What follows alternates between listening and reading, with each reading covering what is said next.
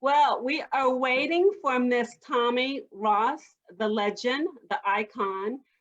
This is the Joy Hour, and I don't want to keep everyone waiting because I have been waiting for this ever since you all said that you all would do it. So, um, and so I'm so excited. I have here Miss Chloe Crawford Ross in her fabulousness. Oh, you're too kind. Well, here's the thing is that, so I'm gonna tell. So I came down and I was looking a hot mess and I said, I gotta go put on some makeup. So I put on some lipstick and a t-shirt. She came down and said, oh, I need to go put on my lashes. And you did it so quickly because I would still be working in the bathroom trying to figure that out. I mean, I didn't notice it until like we were checking the screen and like what was going on and stuff. So I didn't notice I didn't have them on until like, I don't know, for me, lashes like are annoying. So you can, and they like are fluttering around and I didn't feel all that. So I was like, I'm forgetting. Oh, it's lashes. Lashes. Let me go put some lashes. You did it and you did those lashes in under 5 minutes. Because it was pressure. You gave me a time limit and I was like, well, damn, I don't want to be the reason we're late. Because even, you know, even if mom is a little tardy, if I'm late, that's a problem. So, but you know what? Mom can be tardy to the party because mom is a legend. yes, Miss Tommie Ross is a legend. So we are waiting for her. She had a little bit of technical difficulty. So hopefully we will work through that. And I had a little internet difficulty. So hopefully we can work through that. But while we're waiting, why don't we just get started to what have you been doing? What's been going on? well, since March,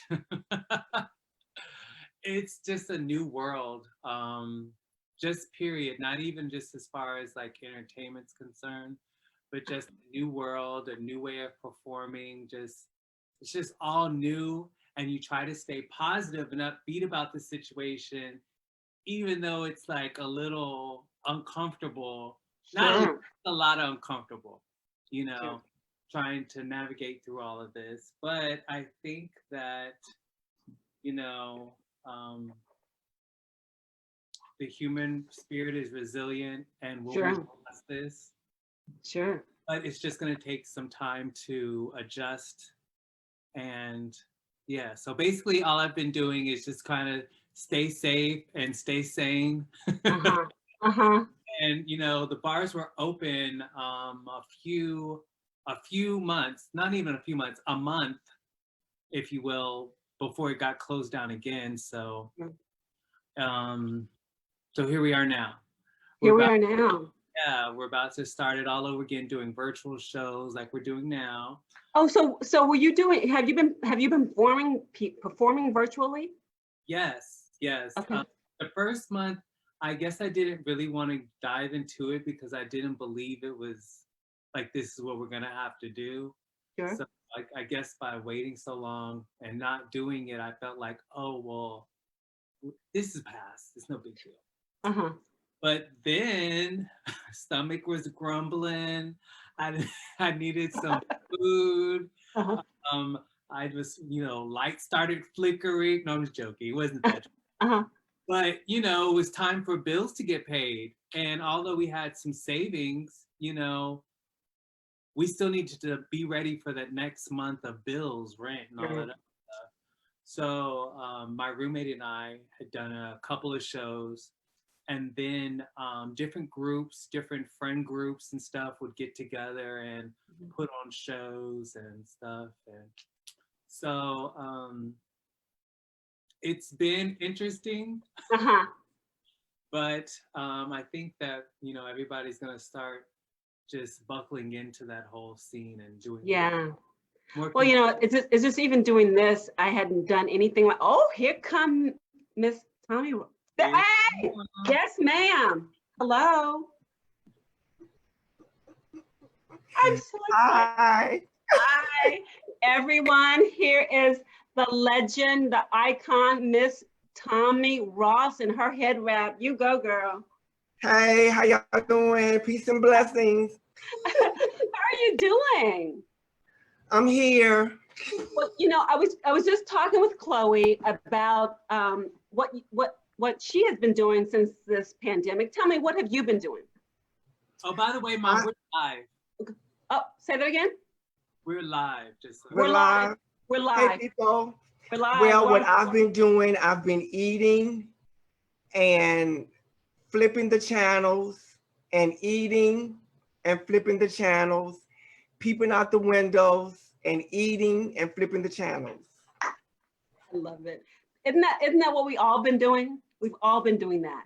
Well, no, some of us have been, you know, out partying and swimming and doing a lot of other things. I'm scared. Yeah, I think we all are a little bit scared. Now, have you been doing anything virtually? Like Chloe performing? Well, no, this is my actual, well, I zoomed in for the announcement of Gay Pride. That was my first Zoom, and this is my second. I'm so honored. That's why I'm a little tardy to the party, because this is only my second. Okay, so if you didn't know, you were the Grand Marshal for Pride Houston this year, right? I was one of them, yeah. One of them. I was the Grand Marshal for female identifying. We have the male identifying, female identifying, non-binary, ally, and trendsetter. Okay, and what happened? Did they cancel everything or did go virtual? We basically had a virtual on the 28th down at City Hall, but because of the corona, everything was kind of canceled and put on hold, and we're just still here by strings trying to see what's going to happen. Right. Looks like it's 2021. I think so. But you know, everybody's trying to do pivots and get creative about how we live and work now. So, and this is part of that. I have to ask, how did you all meet? Because when people say mother and daughter, people think biological. And I just want to tell about your relationship, how you all came to be mother and daughter. Daughter? We actually were just talking about this the other day because I was showing her, I was talking about this picture that we had taken. It was one of the first ones that I had taken with her, and she didn't necessarily know who I was, but she was still, you know, open and friendly and giving advice and stuff, but we just weren't really, we hadn't made that connection yet. So at the time I was booking shows at JR's, and I had booked her on one of the shows. So she was backstage and she was still trying to be supportive and loving, but not necessarily the role as my mother. So she was like, I'm gonna make you my goddaughter. And I was like, oh, I said, I'm her goddaughter, y'all mad. You know, I really felt special. So then I was like, well, I really got to show out on the show now because I know she's looking now. So I went on the show and I started performing and stuff. And actually the show, it was almost done. I think this was the last round. So she came from out of the back and went to the audience, and she was watching me perform. No pressure, right? So she's watching, and I'm like trying to do what I was doing or whatever. And she came over and tipped me. And then she came over and whispered in my ear. And she said, oh, no, you my daughter now. You my daughter now. And so from that point on, that was like 2016 till now. Okay. Now, we talk often on the phone, and I'm around her a lot because of work. But now I haven't seen her in person since March. Oh, yeah. Or March. So yeah. February. Because on the last show, which was March 15th at JR's, you were absent that day. Yeah. So I haven't seen you in forever. Hi. Tommie, how many daughters do you have? How many children out there do you have? Oh, I don't know. And I'm not a bad mom, but I don't know. I have I have a couple of daughters. BB, the first winner of Drag Race, is my daughter. Electra from Pose, Tara, Dominique, that's my daughter. Chloe, a local here in Houston, Christina Ross, she's a infamous Pose designer. I have maybe like 7 or 8 daughters, but I have more sons than I actually do daughters. So how do you decide that you want they become your children? I really don't. It's kind of just, and in Chloe, I saw during the times that we spoke, I could tell she was a people pleaser. And a majority of the time, people pleasers are often hurt because they try to please everybody. And I felt the need to get in there and let her know it's okay to be nice, but don't overachieve and spread yourself too thin, because then at the end of the day, you always become disappointed. So she was more of a project that I thought I needed to help, and I'm still helping. That's fantastic. Now, I just have to tell everyone how I met both of you. Tommie, you came on my radio show when I had a radio show, and with Todd Ramos. And it was a wonderful experience to talk with you. And then Chloe, I met through Joey Guerra, and you came and performed as Diana Ross at the screening of Mahogany at the Museum of Fine Arts, which you were fantastic. I want to ask, how did you get into performing, both of you? Tommie, you can go first, but how did you get into performing? You started with Diana Ross? Yes, in fact, I was watching the Ed Sullivan Show like back in 1967, so I was 7 years old. The Supremes came on TV, and I was fixated from that point on with Diana Ross and the glamour and things of that nature. I didn't know what female impersonating was until the summer year of 1978. I went to a club called the Coves and saw my first drag show. So I realized the things that I've been doing at home with the hairbrush and the towel, with the hair as a towel, that's what people actually did out in public. So that's basically how I started my career. And in the beginning, my drag name was simply Ross, because I only did Diana Ross numbers. Now, have you ever met Diana Ross? No, I haven't. I've seen her numerous amounts of times. She's waved at me in Vegas, from stage, but I haven't never actually met her. And what is it about when you get on stage and you take on that character? What's that feeling like for you? Well, for me, believe it or not, I've been doing this 40 plus years, and I'm still always petrified when I'm on stage. Yeah, because I'm a severe introvert. So not only am I can feel my toes throbbing, my fingertips, my hair follicles actually growing.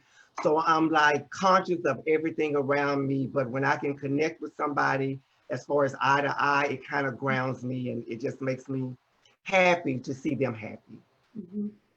And now, Chloe, you've been doing this about a decade. Is that correct? Not as long as Mom. Yeah, but a decade is significant. So you've been in the game for a while. It is, and the thing that I've learned is that you can't necessarily wait around for things to happen. You kind of have to make opportunities for yourself sometimes. Even though, there might be bookings at different places or different clubs that you're not, invited to.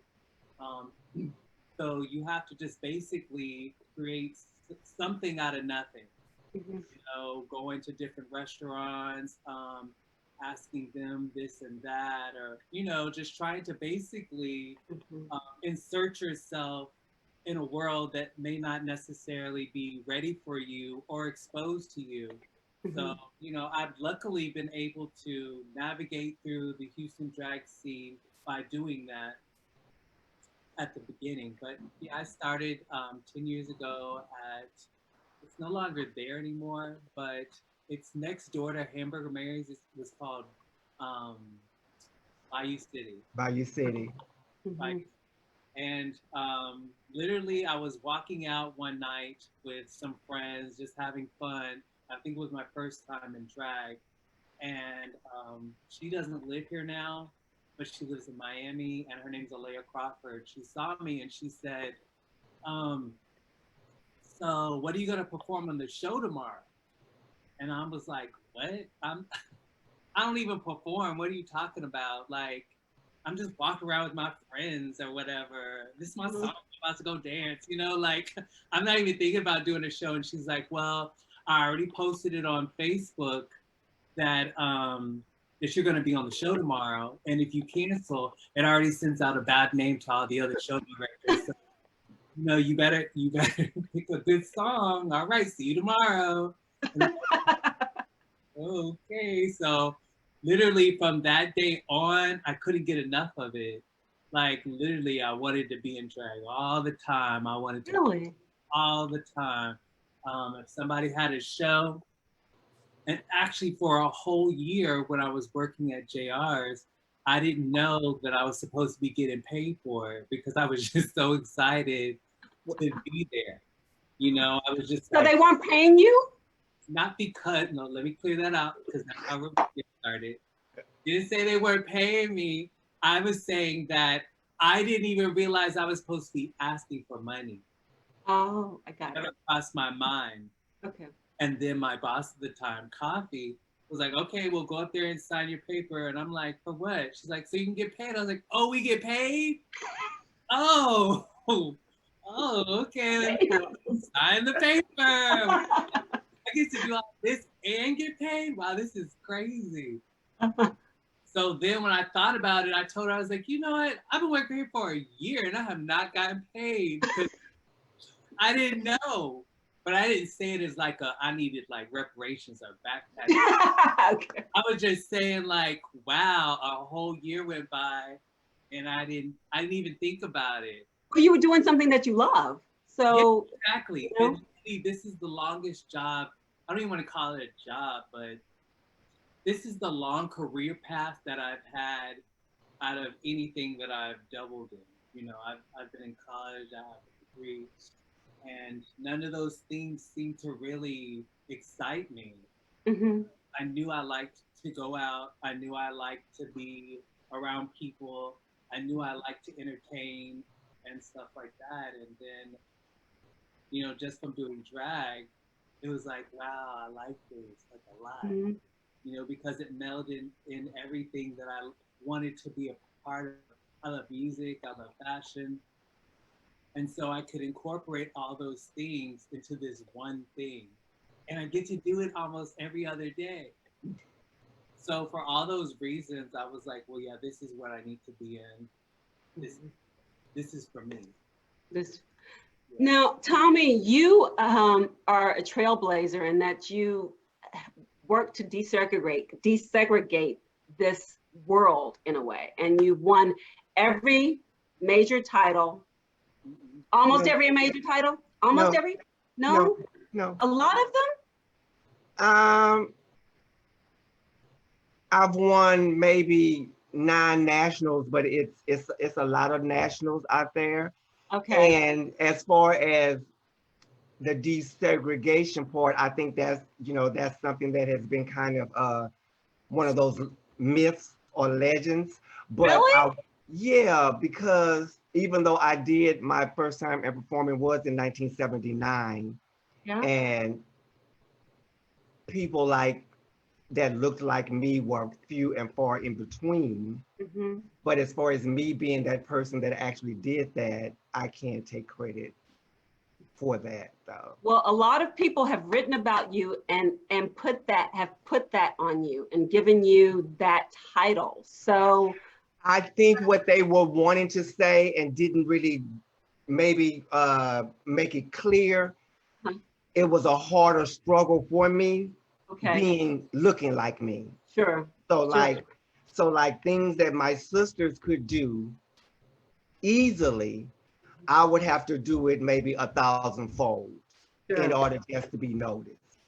And you know, that's kind of the way of the world, I guess. But What was the hardest part for you going through that in the beginning, in 79, 80s, the world, AIDS was hitting the scene. What was that like? Well, honestly, drag for me, like I spoke on it, and before, drag for me was actually therapeutic because my mother had a massive heart attack and died. So drag for me, because I was working at a insurance company, drag for me was basically a way to paint on a happy face and make money, even though I was broken on the inside. So maybe for a whole 7 or 8 years of my starting career, I was in a fog. I was really in a fog and surviving and getting through. So drag, survival, and my mom kind of go hand in hand. So it like means a lot to me. And like you said, the AIDS pandemic came out during that time, and it was a different time, but now living in these times, I wouldn't change any of it for the world. It was some of the best part of my life, living back then. Now, people have watched the show Pose, and I'm a fan. And it's set in the 80s and 90s during that time. And Chloe educated me that they were doing ballroom, and as opposed to pageantry. So can you all explain the difference? Okay, well, ballroom, similar to pageantry, ballroom is like how now Chloe is my daughter. They have houses. Right. And it was set up for children who were basically thrown out of their houses and things by their biological family, would be inducted into these houses. And what they would do, they would throw balls to come together and celebrate each other's individuality. Sure. So it was more like a nurturing, I see you, I applaud you, and then I'm going to give you a title for what you do. So it was just, it was a form of pageantry, but it was called a ball. Okay. And it was many different categories like film face and butch queen and things of that nature. So they are very similar as far as it's a nurturing, cultural, family-like thing. Family, and that's what I get from that show. And I think, and that's what I was thinking, that's what this is about. Really what it's about, family. Okay, so talk to me about your wardrobes, because you all wear some fabulous things. And I want to know how you create them, how you get your looks, where you get those earrings, Miss Ross. Yes, ma'am. At the wig store on OST. I love it. For me, when I was in high school, in actuality, I taught females how to model. So I've always kind of been into fashion and creativity and things of that nature. So drag was also a way for me to express my fashion side. So I've always had people like, it's a local lady here in Houston named Miss Tony, who makes a lot of people's clothes, who started out as my first seamstress. I also have a guy in Dallas, Glenn Fly, who makes my things. So basically my things come from my head, and they also come from ideas that I see from magazines and the artists, and then I just kind of put my spin on it. And Chloe, what about your looks? Like what you have on now? How did you design that? Well, to be honest, sometimes I like there's different sites on even Pinterest, or just getting inspiration from the fashion, whatever's going on in fashion at the moment. And then I'll go to like Pinterest or magazines, and then I'll look at something. And actually we picked out this, I went with my designer, the one that created this, her name is Lisha LaRue. She lives here in Houston. I sent her 3 outfits because I wanted to do like one of the internet videos I was telling you about that we were doing now. Yeah. So I had 3 outfits that I wanted to do, and she was like, well, let's go fashion shopping. So, fabric shopping. And we went all around Houston and we bought all this fabric. And it wasn't necessarily the fabric that was in the picture, but I liked how it looked. Because literally this was supposed to be pink sequins, like all the way down. But I didn't want that. We saw this. This is from an upholstery store near Fondren. And so these are supposed to be curtains. Oh, wow. But yeah, so it turned out, and you would never have known if I wouldn't have told you. No, at all. But yeah, so just creating different things, making stuff your own. Ultimate, when I was dreaming of what I wanted to do when I grew up, I wanted to be a fashion designer. But my dad was like, no, that's not gonna pay, it's gonna be too hard. He wasn't trying to be negative, but he didn't want me to struggle, get my hopes up and then like not being able to make that goal and feeling bad about it. So I would always constantly draw silhouettes in my book. I still have binders of them. And I take them with me to move because I find myself looking through those binders now and getting like silhouette ideas that I had then that I was playing with, and making them new now with, what I know about fabric and stuff now going through the school and stuff.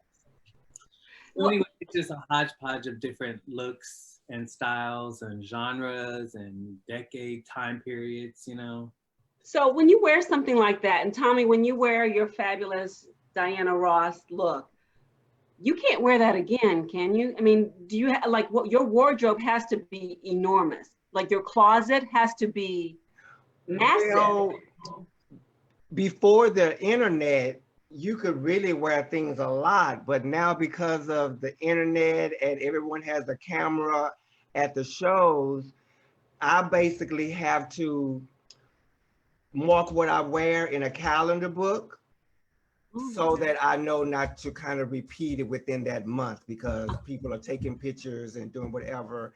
And it used to be a time to where if you had like a 6-city tour, you could bring maybe 3 outfits and wear it on that whole tour because each place was going to be different.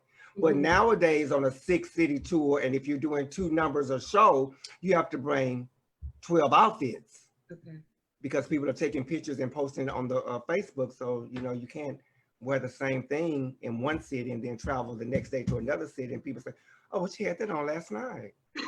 And if you're playing Diana Ross, you have to have like 12 outfit changes in one set, right? If I'm playing Tommie Ross. Oh, Tommie Ross. Yes, ma'am. Yes, ma'am. Yes, ma'am. Because and then for me, as far as the individuals are concerned, I do Erykah Badu a lot. Oh, do you? And with Erykah Badu's fashion for me is definitely Tommie Ross. Okay. It's her inspiration, but my creations are very much Tommie Ross. More so in the Diana Ross thing, maybe those are hints of Diana Ross's style and clothing, but the Erykah Badu is really a part of my vision, so. How long does it take you to get ready to perform? It depends. If I'm alone, I can do it and be done with it. But if I'm in a group with other people, all the talking and the camaraderie comes along. So it can take a long time, but I can easily do it if I'm rushed in a good 45 minutes. Okay. And Chloe? Well, basically, I'm having to create a whole new face and a whole new, everything. So it takes. If I'm paying attention and just not watching the television and not doing anything else, about an hour. Okay. But, that's pretty good. If I'm just like being kind of not on rush, whatever, not rushed with anything, it'll take about like an hour and a half. But I'm also not including things like putting on, I guess you want to be detailed about it, putting on my body, my pack, stockings and nails, and I'm just speaking of makeup. Sure. I'm not even talking about like wig or you know, clothes or anything. So basically, I'm just talking about makeup about an hour, maybe an hour and a half. That's still pretty good. That's great. How long does it take you? 5 minutes. Like, I don't do a whole lot. I really don't. And the thing is, I don't know how. And I've written about it for a long, long time, but I've tried to put on lashes. I've tried to contour. I've tried to do all those fabulous things. And I'm not good at it. I'm just not. So I applaud anyone who can do it and do it well. So, okay, well, after the pandemic, we're all gonna have to get together and we're gonna have to do some classes and we're gonna do Joy's Joy of Makeup. Thank you. Yes. All right, Tommie, I want to talk to you because you have transitioned, and I want to find out when when you went through, when you made the decision to do it, and what was that like going through that? I've spoke about it in the past that when I first went to my first gay club in 1978 and saw all of the gay kids and this and that, for years, I mislabeled myself and didn't realize that I was transgender. So Okay. I associated with all of my gay friends, my gay cousins and things of that nature. But I always wondered why I didn't connect like my gay friends connected with each other. I was kind of always the odd person out. It wasn't until after I won Miss Gay US of A, which was in 1988, and started traveling that I realized, oh, I'm actually transgender. Yeah. So my process was a little different than how it is now, and things are so readily for the youth who can see things, read up on things. Parents are encouraging them. So for me, it was a long, drawn out, marinating in the oven until the meat is so tender it falls off the bone type of process. But and I think because it was such a long, drawn out process, it wasn't any pressure. Oh, okay. You know, it just came. It evolved over time subtly. You know, so it wasn't pressure of, oh, I need to be this by this. So it was a slow process. Do you think it's harder now with there's so much information out there? There's so many different terms for different phases of sexuality. Do you think it's harder to do that, or do you think it's easy because now you're seeing young kids who are making the transition before they're even teenagers? For me, it's a mixed situation. Sure. I do believe that I knew at an early age, like I said, 3, 4, 5, 6, that I was different. So for children who actually know that at 4 and 5 and 6, I applaud their parents for allowing them and to do that. But I will say though, I think that the whole transition is a mental thing. And so many times I'm seeing people are dressing the kids up from the outside like it's a book cover instead of nurturing what the content of that book is. So that kind of over sexualizing little kids at 6 and 7 as far as makeup and nails and things, even little girls aren't supposed to, you know, so it's kind of a sticky situation, but I do applaud parents who are exploring those options, giving their kids the opportunity to explore that. And it is a much easier process to where the information is definitely at everybody's fingertips. And to be perfectly honest, if I had knew what I know now back then, I probably wouldn't have even went the whole gay route and would have transitioned at puberty Right. So because that wasn't you. You were doing something that you thought that was your path, but it wasn't. Right. And you didn't know what the other path was. Right. I didn't know that it was another option. I didn't realize that it was another option. Okay. But I have no regrets because I wouldn't have got a chance to become Tommie Ross. So Tommie that Ross. would have been somebody that I would have missed. So I'm glad. And you legally, I definitely wanted to, when I was 18 and 19, I thought that I was going to be able to walk the runways in Paris as a fashion model. But because of what I was, I didn't think that that was an opportunity. So. But you've traveled the world on the stage. I have. Yeah. I've been blessed. Yeah.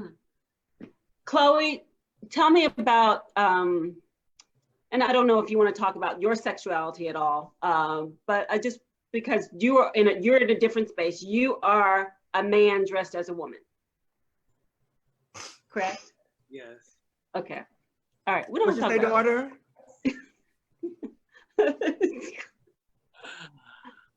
because you and you're a beautiful man. I saw pictures on your Facebook. Thank you. Yeah. I just had my mom and I had a conversation about this kind of stuff last night. Okay. Like I was telling you on the phone the other day, I'm not really necessarily like ready to talk about all of those things. Yeah, and I don't want, that's fine. Kind of understanding, because I'm still trying to understand things out for myself. Sure. So I can't really like express it, but sure. I will tell you that from an early age, I did know I was different. Mm-hmm. And I always felt, because of how media is and how they make the gay characters seem sometimes, they always make him appear weak. Mm-hmm. They always make him appear either the villain or something bad. Something's wrong with this person. Right. So I never wanted to be that person. And I didn't want to be those people for my family. So whatever, because they're seeing the same things that I'm seeing. And so whatever's in the room that everybody's talking about is bad, I don't want to be that either. Sure. So I think my dad could see that, because the thing about it is I didn't act any different before or after, meaning like it wasn't like some big change and all of a sudden I started being somebody different. Sure. But he saw that, and he told me, that it was okay to tell him, to have this conversation with him, and to be open and okay and feel safe about telling him the truth all the time. Mm-hmm. So even though that truth is uncomfortable, and even though I might not be okay, but I'm okay to talk about that process. I'm okay to be open and feel comfortable with having those discussions with him. So I have to give it off to my dad for always giving me that option and letting me know that he was there for me. Now, he did admit, and if you ask him now, he'll just say, well, he didn't know how to do any of it, and he didn't know. But in hindsight, I thank him for being that open with me, and being, it was uncomfortable, yes, because here's somebody who's telling you, okay, well, you can tell me if you're this bad thing, whatever, what you perceive to be bad. Mm-hmm. And, me feeling okay to talk about being that bad person. And then we're getting out of the conversation of that person you think is bad is not bad, it's you, and we love you. Right. And so pretty much the whole conversation has gotten to that. So I don't know, it takes time. Yeah. I don't think that there's any kind of go-to story. I think everybody has a different coming out story. I don't think there's like a textbook thing that you can even like write on. But I do know that you can always, if you're in that situation with your kid, to anybody out there listening, if you're in that situation with your kid, just always be open Sure. And rather than tell them what you're thinking or what you're feeling about their situation, let them tell you how they're feeling and what they're going through, because they're probably more scared than you are. Right. And you just have to kind of just be there for them while they're going through whatever they're going through. That is such an important lesson, not just as a parent, and I'm a new parent, but as a friend, as a human being, you know? Yeah. Okay, so what can women like me learn from you lovely ladies about how we should contour and do our stuff, you know? Grooming. I know you got some tips. I need help. Well, to be quite honest, I personally feel that if you have the enough gumption to put on a pretty dress and put on some perfume and walk out and you feel content and special, whatever which you are on the inside, then that's really the better part, because I can put all this stuff on and still not feel what you probably feel naturally, barefaced with some chapstick on. You know what I'm saying? Okay. So I don't want you to be walking around like with all this drag makeup on. Well, okay, let me ask you this. When you're on stage, are you a different personality? I mean, do you like, Beyonce talks about her Sasha Fierce, and she's Beyonce off stage and more reserved and quiet. And on stage, she turns into like a, you know, a machine, a tiger or whatever. Yeah, do you have a on stage personality besides your? Mom had commented that earlier about being nervous. But yeah, I use that nervous energy and just kind of like let it move and work you and, you know, relate with the crowd and stuff. But, you know, Chloe and Taylor are different people.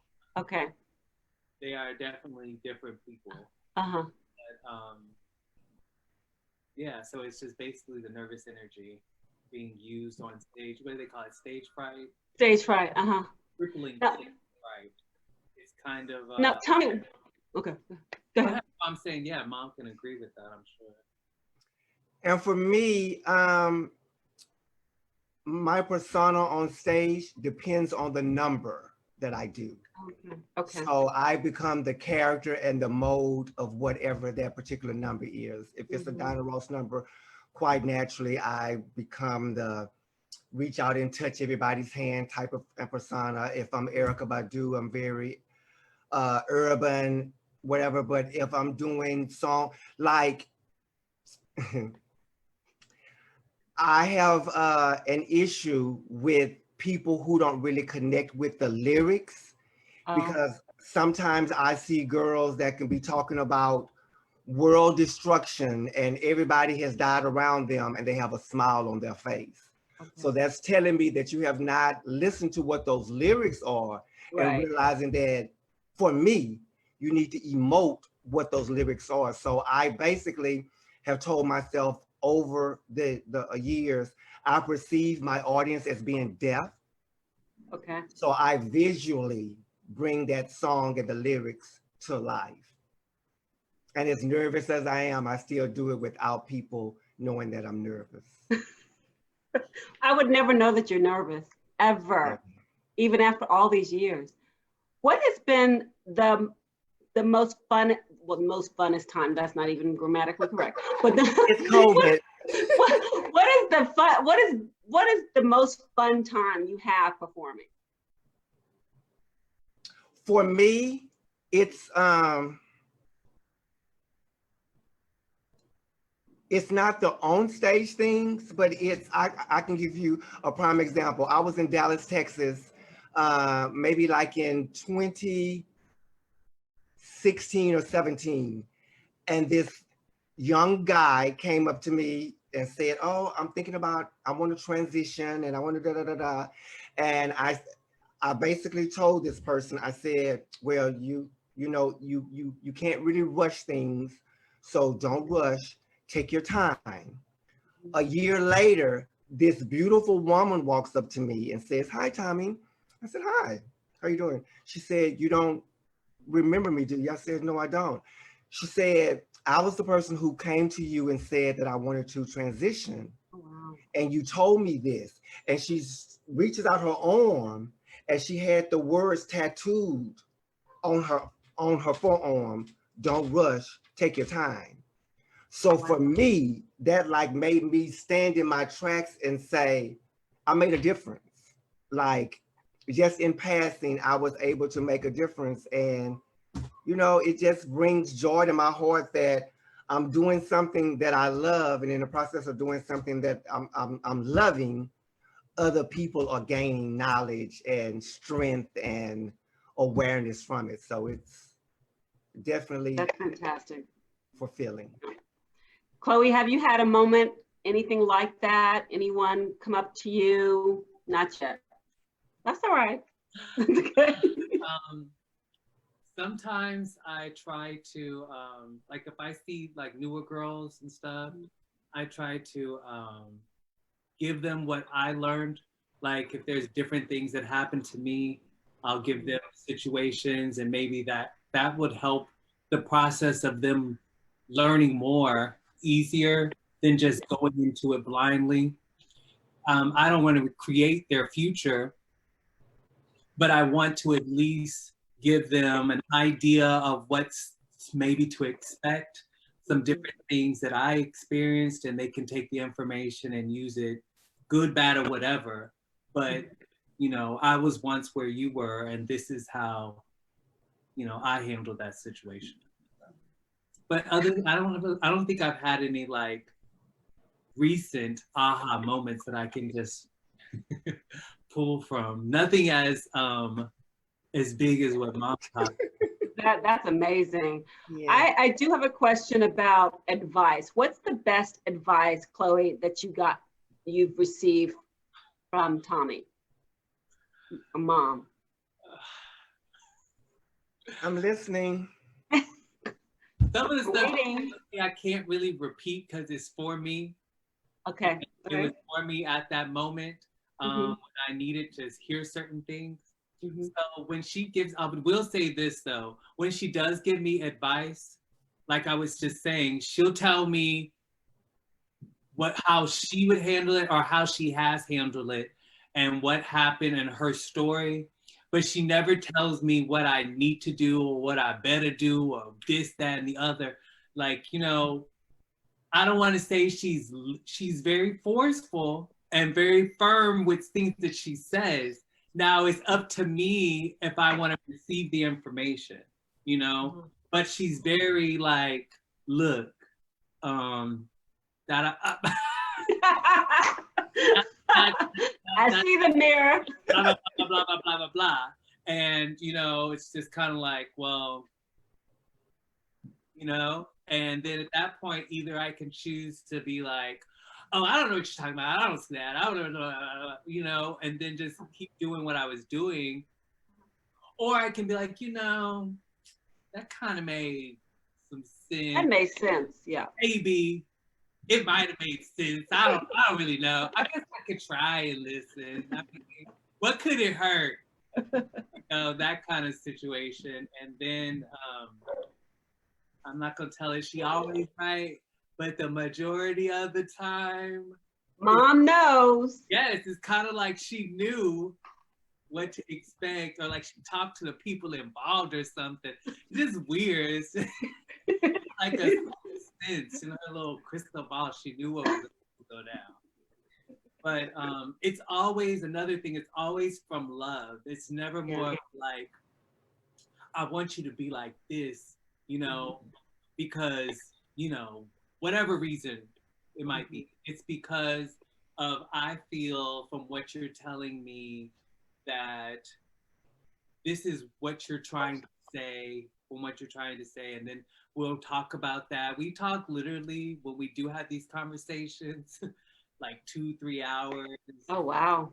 We were on the phone to the wee hours of this morning. Oh, wow. Okay. And then one conversation, I guess she's learned this from me, we'll start talking about one thing, and then It's Other something things else. will come up, and then this will come up, and then this and this. So it's like layer upon layer of things and conversations. And Joy, Chloe Yes. is the type. Chloe is the type of daughter.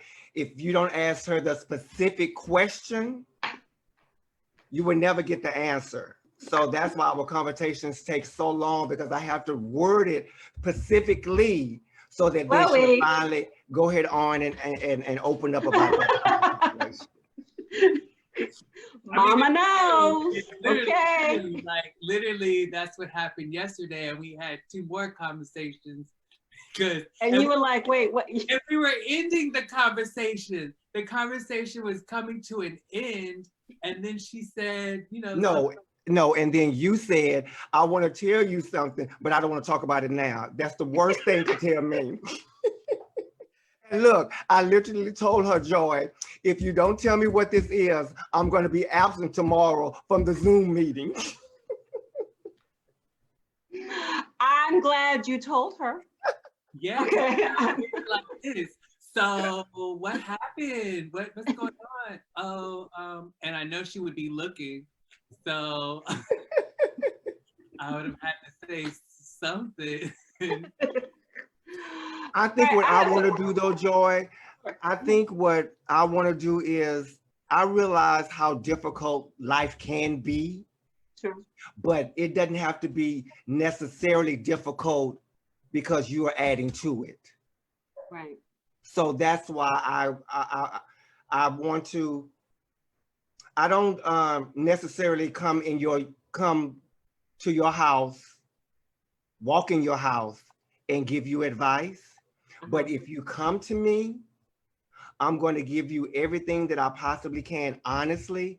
And I'm not going to give it to you in a way to where after we finish, you're going to say, oh, I just love her because she's so nice. I'm going to give it to you. And maybe if we don't speak for a while, you'll come to realize, oh, wow, she was right on point with what she said, you know. But you know what? Those usually make the best moms.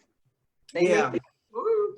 Yeah. I didn't realize that about my mom until after she was gone. So that's why I had to really make sure that I am always upfront with people, tell them what's best, and tell them when I'm not trying to appease them in being friendly, but I'm trying to appease them as a person and want them to be a better person. That's fantastic. Most conversations start off with, I'm not trying to be your friend. Be bad if you want to. I'm not trying to be. Right. I'm not a fan, Chloe. I'm not here to be your friend. And it lays in. But it's good, and it's what I needed at that time, because sometimes I don't even necessarily know what I'm thinking, because I think a whole bunch of things all at once. And just start having like word vomit and vomit. I like that. I don't ever sit. And you're a poor Jamaican anyway, and you have all these jobs, so like it's hard to like concentrate on you. So you're like spreading it. So yeah. So I did not know that. I did not know you were part Jamaican. Well, meaning she has 101 jobs. Okay, gotcha. Okay, gotcha. So it's just, I don't ever sit down with my own thoughts sometimes. And sometimes when we're having conversations, I just am kind of talking through things rather than thinking I'm just talking them. And she's listening. Yeah, she's listening and speaking on stuff. And I begged her last night not to get on the Zoom today and just start rambling.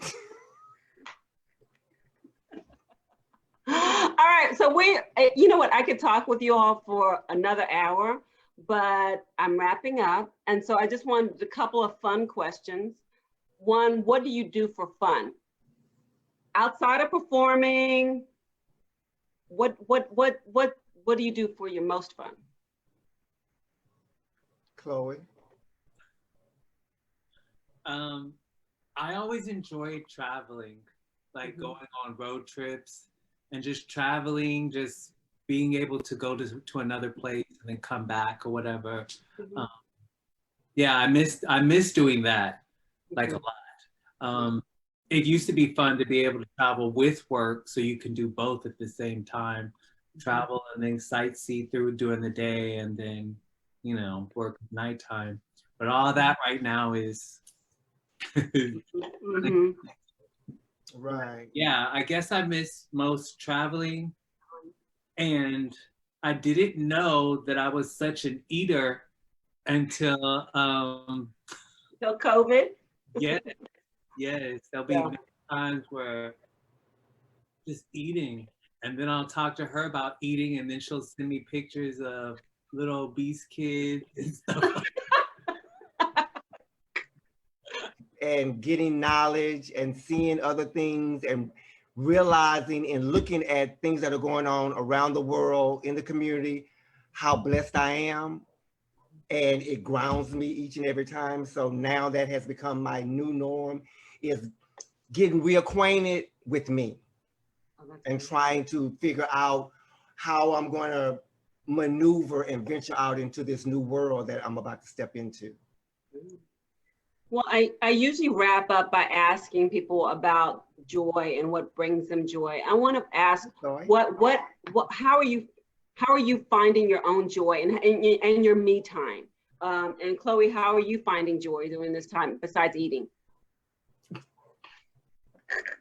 Wow, joy. Because that's been my joy too. To be honest, it's cooking. Oh, okay. Because we've been having to be home. I was eating fast food out of necessity because once the gigs are over with, you know, you would just grab something on the way home and then just eat it, and you know, just, you know, not actually sit down and cooking a meal. Mm-hmm. But now that lately we've been at home and we haven't had those night shows, I've been cooking. Okay, that's good. Some frequency too, at least, like, yeah. So that's I'm kind of happy, like trying new things out, new dishes, and what I'm gonna cook or this and that. And Tommie, you live in Third Ward, right? Right.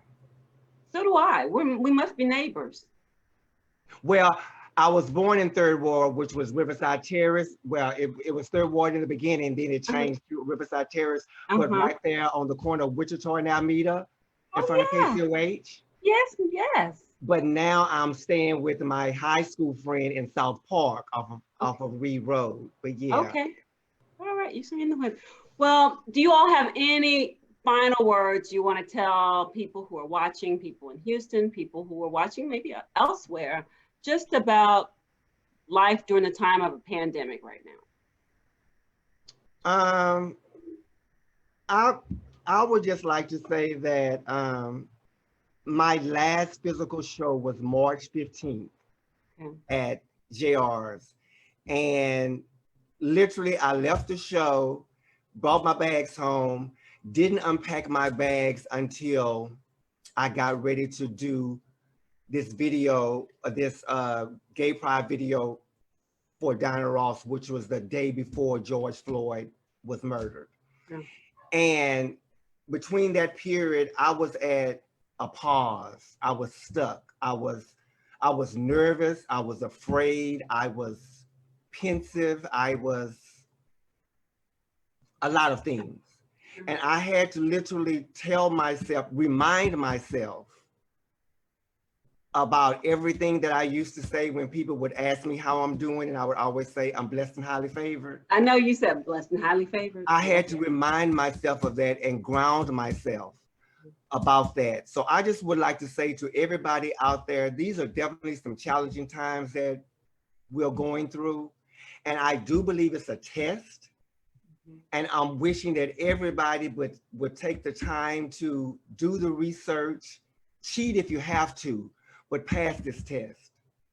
Pass this test so that tomorrow we can all come out and celebrate and love one another and elbow bump and do whatever we have to do in the future. But we can get through this if we concentrate, if we love one another, if we protect ourselves and protect others.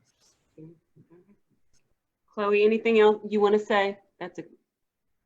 I mean, you should let me go first and I round it up with that long speech. Basically, just remember to love yourself and to love others. With everything that's going on, not just the pandemic, but everything else that's going on. I don't want to get into it because it can get really crazy with people's size and choosing and stuff like that. But just sit back to realize that there are people behind those thoughts, that, you know, those people still have families, and they may have these thoughts, but until they act on them, they're still just people. And, you know, it's easier to love in certain situations than it is to just immediately just jump to hate just because, you know, yes, there are things that are wrong, and yes, that people are not doing the right thing, and yes, to all those negative things that we're all thinking. But we have to have some kind of positivity. Everything just can't be gloom and doom all the time, because we all have to still stay self-motivated. So just remember to, you know, love yourself and, you know, love others. As simple as it sounds, you know, we just need to do that. Yes, ma'am. And can I add something into? Yes. We live in America, which is the greatest country in the world, which gives us freedom to express ourselves in the way that we see fit. And I would just beg people not to take advantage of that, and not to use your freedom of speech as a speech that you know will hurt other people. Try to use that speech, like my daughter said, in a more loving, caring, and giving way.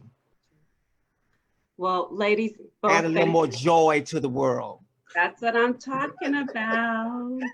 Well, thank you so much. That's what this Joy Hour is about, and why I wanted to do this. And thank you for taking the time to talk with me. It's been a ultimate pleasure. Thank you, Chloe. Thank you, Tommie. Peace and blessings. Thank you so much. Love you. Love you too. Bye. Bye. Call me daughter.